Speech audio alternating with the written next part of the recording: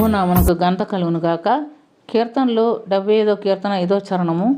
నా ప్రభువా యెహోవా, నా నిరీక్షణాస్పదం నీవే, బాల్యము నుండి నా ఆశ్రయం నీవే.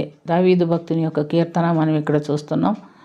బాల్యము నుండి కూడా దేవుణ్ణి ఆధారం చేసుకొని దేవుణ్ణి ఆశ్రయించి జీవించేటటువంటి ఒక జీవితము ఆయన జీవితంలో మనం గమనిస్తున్నాం. మనకెవరు కాపుదలగా ఉంటారంటే చిన్న వయసులో తల్లిదండ్రులు కాపుదలగా ఉంటారు.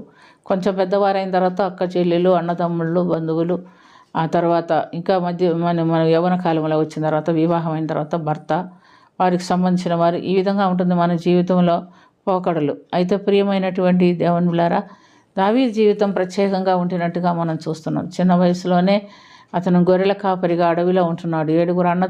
7 అన్నలు ఉన్నప్పటికీ వారిలో నుంచి వేరుగా అతని చిన్నవాడిని అడవిలోకి పంపించి ఆయన గొర్రెల మధ్యలో దేవుని ఆరాధిస్తూ స్తుతిస్తూ చిన్న వయసు నుండి కూడా చూడండి ఏమంటున్నాడు, బాల్యము నుండి నా ఆశ్రయము నీవే అని చెప్పుకుంటున్నాడు. చిన్న వయసు నుంచి కూడా దేవుణ్ణి ఆశ్రయించుకొని జీవించటము నేర్చుకున్నాడు. కీర్తనలు 139 13 నుంచి 16 వరకు మనం చూస్తే, నా తల్లి గర్భములో రూపింపక మునిపే నువ్వు నన్ను ఎరిగితివి, నా అంతరేంద్రియములన్నీ కూడా నువ్వే కలుగు చేస్తివి. నువ్వు నన్ను కలుగు చేసిన విధము చూడగా భయము ఆశ్చర్యము నాకు పుట్టుచున్నది. అందును బట్టి నీకు కృతజ్ఞతాస్తుతులు చెల్లించుచున్నాను.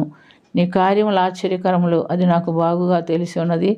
నేను రహస్యమందు పుట్టిన నాడు భూమి యొక్క అగాధంలో విచిత్రముగా నిర్మించబడిన వాడు నాకు కలిగిన ఎముకలన్నీ కూడా నీకు మరుగై ఉండలేదు. నేను పిండమై ఉండగా నీ కన్నులు నన్ను చూచెను. నియమింపబడిన దినము ఒకటేనో రాకమునుపే నన్ను గురించి నీ గ్రంథంలో రాయబడి ఉన్నది అని చెప్తున్నాడు. కాబట్టి ప్రియమైనటువంటి దేవుని బిడ్డలారా, బాల్యము నుండి దేవునిలో గడిపేటటువంటి ఇంకొక వ్యక్తిని మనం చూస్తున్నాం. ప్రవక్త అయినటువంటి సమూయేలు. ఆయన తల్లి యొక్క మొక్కుబడిని బట్టి దేవుని యొద్ద చేసుకున్నటువంటి ఒప్పందాన్ని బట్టి ఆమె నాకు ఒక మగబిడ్డను దయచేస్తే నీ దేవుని సన్నిధిలో అతన్ని నీ సేవకుడికి వదిలేస్తానని దేవునితో ఒప్పందం చేసుకుంది. దాని ప్రకారంగా చాలా కాలం తర్వాత హన్నాకు ఒక మగ సంతానం పుట్టాడు. పుట్టినందుకు ఆ బిడ్డ పాలు విడిచిన వెంటనే ఆమె ఆ బిడ్డను తీసుకొచ్చి దేవుని ఆలయంలో దేవుని సన్నిధిలో వదిలిపెడుతున్నట్టుగా మనం చూస్తున్నాం. అతడు బాలుడైన సమూయేలు ఏలి ఎదుట యెహోవాకు పరిచర్య చేసెను అని 1 సమూయేలు 3వ అధ్యాయం 1వ వాక్యములో మనం చూస్తున్నాం. బాల్యంలోనే దేవుడైన యెహోవా సమూయేలుతో మాట్లాడుతున్నాడు. అప్పటి వరకు ఏలి కానీ చాలా కాలం నుంచి దేవుని మందిరంలో పరిచర్య చేసినప్పుడు దేవుని వాక్కులు అతనికి రాలేదు. కానీ సమూయేలు చిన్నవాడైనప్పుడు దేవుడైన యెహోవా అతన్ని పిలిచినప్పుడు చిత్తము నా ఏలిన వాడని ఏలి దగ్గరికి పరిగెత్తాడు. అయితే ఏలి, నేను పిలవలేదు నాయనా, నువ్వు పండుకో అన్నాడు. 2 సార్లు పిలిచిన తర్వాత 3వసారి మరి ఏలి సమూయేలుని పిలిచి చెప్తున్నాడు, అయ్యా, ఈసారి ఎవరైనా నిన్ను పిలిస్తే చిత్తము నా ఏలిన వాడా సెలవిమ్మని చెప్పమని చెప్పినాడు. అట్టి ప్రకారంగానే సమూయేలు మరి 3వసారి యెహోవా దేవుడు పిలిచినప్పుడు చిత్తము నా ఏలిన వాడ సెలవిమ్మన్నప్పుడు దేవుడు యెహోవా సమూయేలుతో మాట్లాడుతున్నట్టుగా మనం చూస్తున్నాం. ఏలి కుటుంబం గురించి, కుటుంబీకులను గురించి, వాళ్ళకు జరగబోయే సంగతులను గురించి దేవుడు సమూయేలుతో మాట్లాడాడు. చిన్న వయసులోనే దేవుడు సమూయేలు యొక్క సహవాసం, దేవునితో సహవాసం చేయడం నేర్చుకొని చిన్న వయసు నుంచి నేర్చుకున్నాడు కనుక చిన్న వయసు నుంచి కూడా వాడబడుతున్నట్టుగా మనం చూస్తున్నాం. ఆ తర్వాత సమూయేలు పెరిగి పెద్దవాడైనప్పుడు ఇశ్రాయేలుకు ప్రవక్తగా నియమింపబడ్డాడు అని కూడా దేవుని వాక్యంలో మనం గమనిస్తున్నాం. ప్రియమైనటువంటి దేవుని మన పరిస్థితి ఏమిటి? చిన్న వయసు నుంచి పిల్లలకు మనం ఎంత నేర్పిస్తామన్నా చాలామంది పిల్లలు నేర్చుకుంటారు.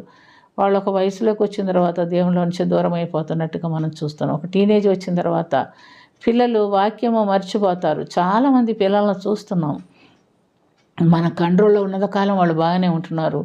వాళ్ళు చదువు నిమిత్తమో మరి దేని నిమిత్తం బయటికి వెళ్ళిన తర్వాత మనుషులు మారిపోతున్నారు. ప్రియమైనటువంటి దేవునిలారా, అయితే దేవుని వాక్యం ఏం చెప్తుంది? బాలుడు నడవలసిన త్రోవ వానికి నేర్పము, వాడు పెరిగి పెద్దవాడైన దాని నుండి తొలగిపోవడని దేవుని వాక్యం ఉంది. అంటే చిన్న వయసులోనే వాళ్ళు దేవుని హృదయంలో చేర్చుకోవాలి. దేవుడే నాకు సమస్తమని ఒక తీర్మానానికి రావాలి. మనం అలా మన బిడ్డలకు నేర్పించాలి. చూడండి, సమూయేలుకు వేరే ఏ వ్యాపకం లేదు. ఏలి దగ్గర దేవునికి పరిచర్య చేయుచుండెను అని మనం చూస్తున్నాం. ఏలి కుమారులు కూడా 2 ఉన్నారు. వాళ్ళతో సహవాసం చేయలేదు.